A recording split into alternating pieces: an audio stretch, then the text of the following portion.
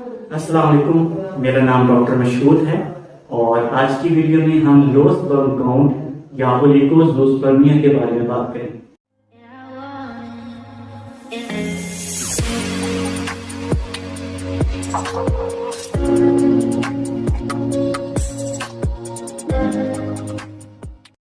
कि मनी के अंदर सीमन के अंदर जो जरसूमे होते हैं, स्पर्म्स होते हैं, उनकी तादाद का कम होना। सबसे पहले हम इसकी तारीख के बारे में जान लेते हैं कि कितने जरसूमे हों तो हम उसको ओलिगोज़ोस्पर्मिया जो है वो डिक्लेयर कर सकते हैं। अगर तो स्पर्म्स की तादाद 15 मिलियन से ज्यादा है तो ये नॉर्मल है, लेकिन अगर 10 से लेकर 15 मिलियन तक है तो ये माइल्ड केस में आएगा, स्पर्म थोड़े से कम है। लेकिन अगर 5 से 10 है तो ये मॉडरेट में आएगा, और अगर 0 से लेकर 5 मिलियन तक है तो ये सीवियर ओलिगोज़ोस्पर्मिया में आएगा, यानी कि शदीद जरसूमों की कमी है। जितनी तादाद कम होती जाएगी उतनी हमल के जो चांसेस हैं वो कम होते जाएंगे। लेकिन सिर्फ तादाद जो है स्पर्म्स की, ये हमल के चांसेस को नहीं बताती, बल्कि जरसूमे जो है उनकी सेहत कैसी है, उनकी मोटिलिटी कैसी है, वो हरकत कैसे करते हैं, और उनके अंदर वो खसूसियात हैं कि वो एग को पेनिट्रेट कर सकें, एग के अंदर घुस सकें और अपना जो फर्टिलाइजेशन का अमल है उसको पूरा कर सकें। क्या उनके अंदर ये मुकम्मल सलाहियत मौजूद है या नहीं है। इसी पे ये डिपेंड करता है कि हमल के चांसेस कितने होंगे। जैसे ही अगर इनफर्टिलिटी का इश्यू होता है, यानी 1 साल से ज्यादा अरसा हो चुका है आपको ट्राई करते हुए और हमल नहीं ठहरा, तो उसके लिए मेल और फीमेल दोनों को टेस्टों की जरूरत है। मेल के अंदर सबसे पहले जो टेस्ट करवाया जाता है वो सीमन एनालिसिस है। सीमन एनालिसिस में हम क्वांटिटी भी देखते हैं और क्वालिटी भी देखते हैं स्पर्म्स की। बहुत सी होम टेस्टिंग किट्स भी अवेलेबल हैं जो कि सीमन के अंदर स्पर्म्स की तादाद को बता सकती हैं, लेकिन वो क्वालिटी जो है उसके बारे में नहीं बताती। लेकिन ये एक आसानी से घर में आप टेस्ट कर सकते हैं, ये किट्स अवेलेबल है। लेकिन बेहतर यही होता है कि डॉक्टर को चेक करवा कर प्रॉपर सीमन एनालिसिस ही करवाया जाए, क्योंकि उसके अंदर तादाद और स्पर्म्स की जो सेहत है उसके बारे में मालूम हो सकता है।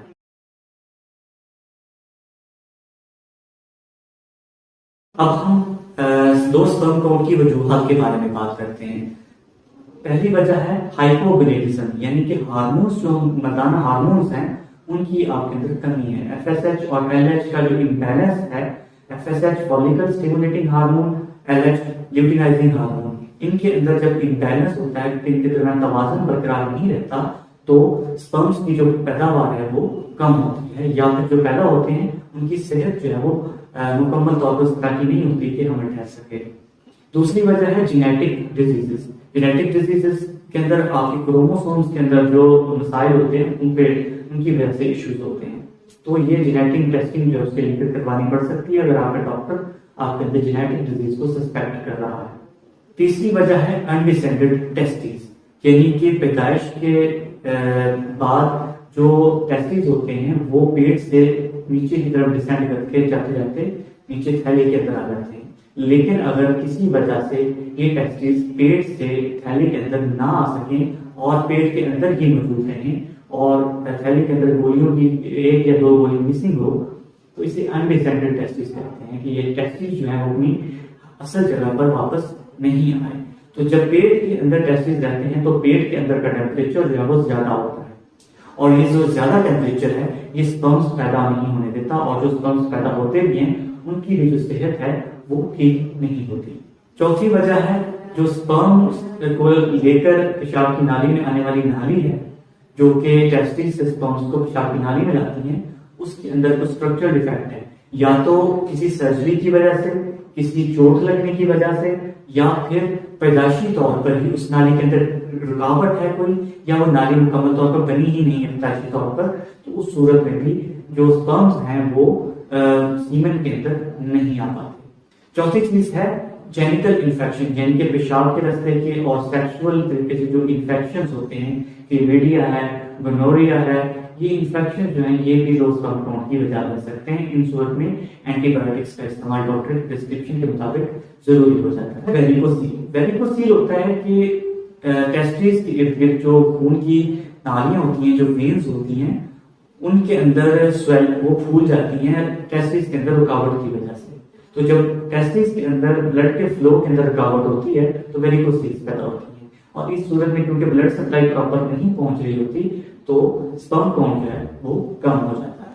इसके अलावा अगली वजह है अल्कोहल, स्मोकिंग या कोकेन वगैरह का यूज। कोई भी अगर आप रिक्रिएशनल ड्रग यूज करते हैं, नशे वाले नशावर, तो वो आप स्पर्म काउंट को कम कर सकते हैं। अगर आपकी पहले कोई सर्जरी हो चुकी है या हर्निया वगैरह रिपेयर हुआ है, इस अमल के दौरान भी स्पर्म काउंट मुतासिर हो सकता है, क्योंकि सर्जरी के अंदर भी इन आज़ा को ट्रॉमा पहुंच सकता है। काफी मेडिकेशंस ऐसी हैं, काफी मेडिसिन ऐसी हैं जिनकी इस्तेमाल की वजह से स्पर्म काउंट कम हो जाता है, जैसे कि टेस्टोस्टेरोन रिप्लेसमेंट थेरेपी है, एनाबॉलिक स्टीरॉइड्स हैं जो मसल बिल्ड करने के लिए बॉडी बिल्डर्स यूज करते हैं, नाइट्रोफिरेंटाइन, लेमोट्रिजीन, एंटी डिप्रेसेंट्स हैं जैसे कि पैरोक्सिटाइन है, स्टीरॉइड्स जैसे प्रेडनिसोन है, मेथोट्रेक्सेट जो कि बहुत सी ऑटोइम्यून डिजीजेस और कैंसर डिजीज में इस्तेमाल होती है, फिनेस्ट्राइड है जो कि हेयर लॉस के अंदर इस्तेमाल की जाती है। इसके अलावा कैंसर की सूरत में जो कीमोथेरेपी ड्रग्स इस्तेमाल की जाती है, कीमोथेरेपी जो की जाती है, उस कीमोथेरेपी से भी स्पर्म काउंट जो है वो कम हो जाता है। इसके अलावा अगर मोटापा है, आपको वेट बहुत ज्यादा है, तो उससे भी स्पर्म काउंट जो है वो मुतासिर होता है। अब दो स्पर्म काउंट के अंदर जो इनफर्टिलिटी है, जो हमल नहीं ठहरा, उसका इलाज कैसे मुमकिन है। सबसे पहले कोशिश करते रहें और अपने फीमेल जो पार्टनर है उसके ओव्यूलेशन का जो साइकिल है, जो अंडा रिलीज होने का साइकिल होता है पूरा, उसको ट्रैक करते रहें, क्योंकि एग रिलीज आमतौर पर जो होता है वो 12 to 14 डे के बीच में होता है। तो कोशिश करें कि जो फर्स्ट मेंस्ट्रुएशन जब स्टार्ट होती है, मेंसेस है जब स्टार्ट होता है, तो वो उसको डे 1 गिने और उसके बाद जो डे 12 है वो ओव्यूलेशन का डे है। तो ओव्यूलेशन के डे से 5 दिन पहले जो है ये इसकी ट्राई करना शुरू करें, तो ये कंसेप्शन के चांसेस जो है वो सबसे ज्यादा इन 4 से 5 दिनों के अंदर होते हैं। इसके अलावा लुब्रिकेंट्स का इस्तेमाल या ऑयल का इस्तेमाल जो है, बाज़ दफा कुछ ऐसे ऑयल्स हैं, कुछ ऐसे लुब्रिकेंट्स हैं जो कि स्पर्म्स के जो हेल्थ है उसको मुतासिर कर सकते हैं और स्पर्म जो है वो डेड हो सकते हैं। लिहाजा बिला वजह के जो लुब्रिकेंट्स हैं और एक्स्ट्रा ऑयल्स हैं, इनके इस्तेमाल जो है वो कम करें। अल्कोहल के इस्तेमाल को और स्मोकिंग को बिल्कुल छोड़ें, क्योंकि जब तक आप ये इस्तेमाल करते रहेंगे कंसेप्शन के चांसेस काफी हद तक कम हो जाएंगे। इसके अलावा बैलेंस्ड डाइट इस्तेमाल करें कि जिसके अंदर तमाम मिनरल्स और विटामिन्स मौजूद हों, खासतौर पर जिंक वगैरह। ये अच्छी खासी मिकदार में डाइट आपने इस्तेमाल करनी है। तो फ्रूट्स और वेजिटेबल्स का इस्तेमाल ज्यादा से ज्यादा करें, क्योंकि फ्रूट्स को आप समझें कि वो चलते फिरते मल्टीविटामिन टैबलेट्स हैं। फ्रूट्स को फ्रूट्स की नजर से नहीं, मल्टीविटामिन टैबलेट्स की नजर से देखकर इस्तेमाल करें। लेकिन अगर स्पर्म काउंट जो है फिर काफी कम है, तो उसके लिए आईवीएफ की तरफ आप जा सकते हैं, जिसके अंदर जो स्पर्म्स हैं वो मेल से लिए जाते हैं और एग फीमेल से लिए जाते हैं, और लेबोरेटरी के अंदर इनका मिलाप करवाकर जो जाइगोट बनता है उसको दोबारा रहम के अंदर रख दिया जाता है। तो इससे प्रेगनेंसी के जो चांसेस हैं वो ज्यादा हो जाते हैं। लेकिन ये एक एक्सपेंसिव तरीका है, खर्चा होता है, क्योंकि आपको एक से ज्यादा अटैम्प्ट करनी पड़ती हैं और एक अटैम्प्ट जो है वो 20-25 हजार 30 हजार से 30 हजार की पड़ सकती है। जिनके अंदर बहुत ही कम स्पर्म्स होते हैं या ना होने के बराबर होते हैं, या स्पर्म्स की हेल्थ बहुत ज्यादा मुतासिर होती है, उनके अंदर इंट्रासाइटोप्लाज्मिक जो इंजेक्शंस होते हैं वो लगाए जाते हैं। यानी एग फीमेल से लिया जाता है और स्पर्म जो है उसको एग के अंदर इंजेक्ट किया जाता है, ताकि अगर स्पर्म इतने वीक हैं कि वो एग के अंदर नहीं घुस सकते, तो इंजेक्शन की मदद से उसको उसके अंदर इंजेक्ट कर दिया जाता है। तो इससे आईवीएफ से भी ज्यादा जो है वो प्रेगनेंसी के चांसेस बढ़ जाते हैं। तीसरी चीज है डोनर्स।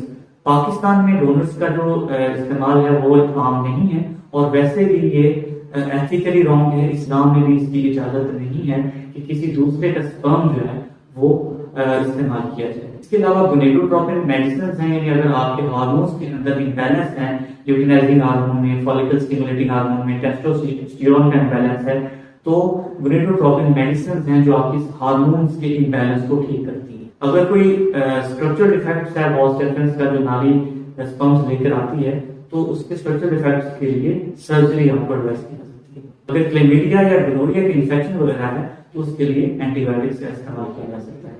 बहुत से लोग जो हैं वो सप्लीमेंट्स के बारे में पूछते हैं, और ये याद रखें कि इनफर्टिलिटी में हमल ना हो सके जो ये सप्लीमेंट्स हैं इनका जो रोल है वो 5 से 10% है। 90% जो है वो आपने अपनी वजह तलाश करनी है डॉक्टर से, कि आपको कौन सा ऐसा इश्यू हो रहा है जिसकी वजह से हमें नहीं चलता। कॉज जो वजह है उसका इलाज करना ज़्यादा जरूरी है। सप्लीमेंट्स जो हैं ये बहुत कम आपकी हेल्प करें, लेकिन हमारी आवाम का मसला ये है कि हम वो 5% पर ज़्यादा फोकस करते हैं और बाकी का 90 से 95% जो है उस पर फोकस नहीं किया जाता। हकीमों से लेकर डॉक्टर से लेकर सब सप्लीमेंट्स इस्तेमाल किए जाते हैं, जो सप्लीमेंट्स आपको बहुत ज़्यादा महंगे भी पड़ते हैं और उनकी फायदे भी बहुत कम होती है। लिहाजा सबसे पहले अपनी वजह तलाश करें, कौन सी वजह है जिसकी वजह से जो हमल है वो नहीं चलता। मज़ीद ऐसे इन्फॉर्मेटिव वीडियोस के लिए हमारे चैनल को सब्सक्राइब करें, इस वीडियो को लाइक करें और हमें अपनी दुआ में याद रखें। अल्लाह।